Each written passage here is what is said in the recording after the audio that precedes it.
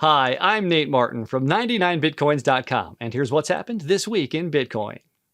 The U.S. Securities and Exchange Commission finally approved a limited ETF.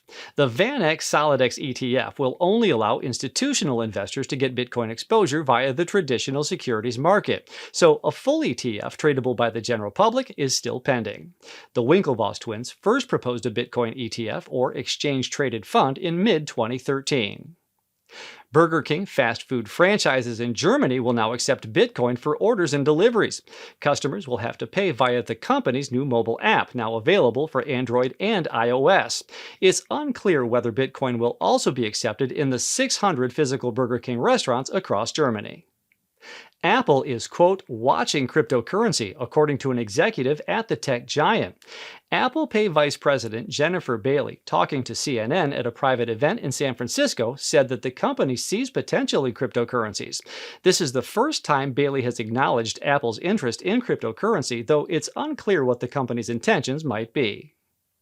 The Central Bank of the Netherlands decreed that all firms which provide crypto services, such as wallets or trading platforms, must register by the 10th of January of 2020.